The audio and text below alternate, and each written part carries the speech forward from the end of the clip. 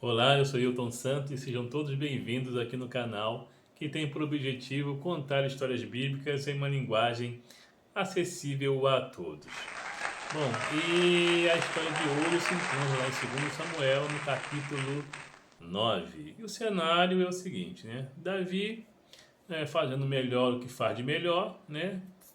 Aí passa o rodo geral, vira um rodo compressor e começa a conquistar terras e expandir o seu território. Aí isso passam-se alguns anos, né, em determinada hora, né, ele se lembra da promessa que ele havia feito para o seu amigo Jonatas, né, o filho de Saul. Né, eles fizeram uma aliança, né, uma promessa mútua de que eles cuidariam um do outro, né, e caso um deles falecesse, o que ficasse vivo cuidaria da família, dos descendentes do outro. Né? Então eles fizeram esse acordo, essa aliança, né?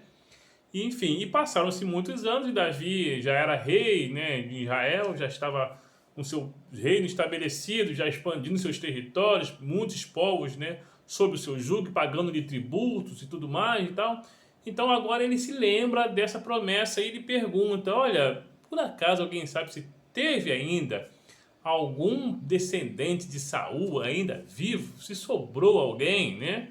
E aí ele recorre a Ziba, que era ex-servo de Saul, né? Ele pede para chamar a Ziba e fala: Ziba, ou Zibar, né? Não se sabe bem. Enfim, o Ziba, é o seguinte, tem ainda, você que era servo, era chegado lá na família, sabe se ainda sobrou alguém da família de Saul para que eu use de benevolência, né? Segundo a promessa que eu fiz ao Jonas.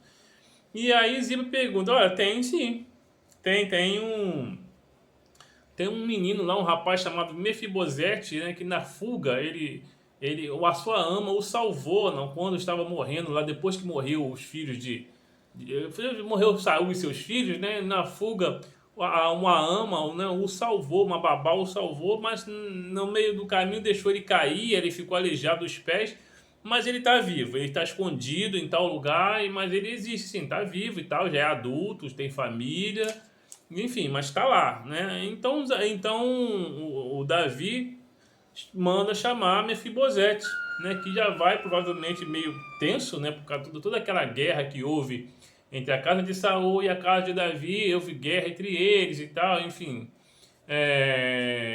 Isbosete, né? Que era o filho, morreu, e aquela toda, né? Seu tio, no caso, tio de Mefibosete, morreu, né? E tal. Então, Esbozete provavelmente, Mefibosete, no caso, provavelmente vai à audiência, né? Vai ter com Davi, mas provavelmente muito desconfiado, de forma que Davi tem que tranquilizar. Olha, fica tranquilo.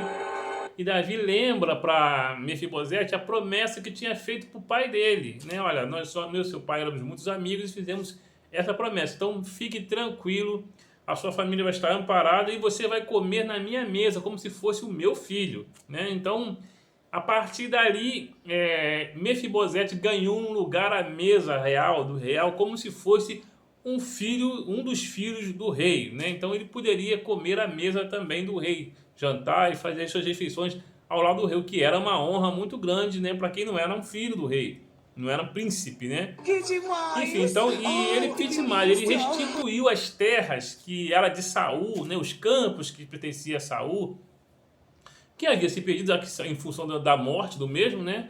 Ele restituiu então as terras que eram de Saul, seu avô, para o neto que sobrou, que era Mefibosete. E pegou a Ziba, que já era servo de Saul, e falou: Ziba, olha, o Ziba, de agora em diante você vai ser servo de Mefibosete. Você vai plantar, colher, cultivar as terras dele e vai prestar serviços para Mefibosete. Você, seus filhos e tal, os filhos dos seus filhos, vai prestar serviços então para Mefibosete. Então Mefibosete teve então sua sorte restaurada, apesar de ele já ainda ser aleijado dos dois pés, né, em função da queda na fuga quando ele tinha 5 anos de idade, mas agora ele tem a sua sorte aí restaurada, né? Porque por causa da promessa que Davi havia feito ali ao seu pai. Então Ziba passa a ser então servo de Mefibosete, ele ganha o campus, ele fica uma situação financeira confortável e ainda tendo o direito de comer, de fazer suas refeições na mesa do rei, ao lado do rei. Bom, então a sua filha fica amparada e tal, aquela coisa toda, né? Então demorou-se muitos anos, né? Demorou para que Mefibosete tivesse essa bênção, né? Essa sua restauração. Talvez ele deve ter sofrido por muito tempo, né? Porque além de deficiente físico, que naquela época era uma coisa muito complicada, muito mais do que hoje, né? Se hoje já não tem muita inclusão, que dirá naquele tempo? Então ele era, apesar dele, ele era deficiente físico, né? Então era difícil para ele e ele tinha que viver escondido, porque ele era filho de descendente de Saul e havia tido uma guerra entre as duas casas, entre Davi e Saul. Então ele teve que viver por anos, né, escondido, sem sequer revelar sua identidade, porque ele correria o risco de simplesmente de ser morto por pertencer à antiga família real. Então ele deve ter vivido uma vida nada fácil, né? Apesar de ele ser príncipe de Israel, né? Ele não deve ter vivido uma vida lá muito fácil. Mas, no entanto, anos se passaram, né? E aí, de repente, ele tem a sua sorte restaurada em função da promessa que nem ele sabia que o rei, atual rei Davi, tinha feito com seu pai Jonatas, né? Filho de Saul. Bom, e é assim, demorou anos, ele teve que fugir, passou por perrengue, ficou aleijado, se escondeu, mas e agora ele comeria a mesa do rei, né? Enfim, né? Enfim, então ele teve a sua sorte restaurada, estabelecida, e agora ele ocupava o lugar de que ele havia direito, né? E o que vai acontecer agora? Será que ele agora ele poderia, será que ele vai conseguir permanecer leal, né, ao rei Davi? E o que vai acontecer com Mefibosete de agora em diante? Isso aí já é assunto para uma próxima história. E do mais, fique com Deus. Deixe o seu like, né?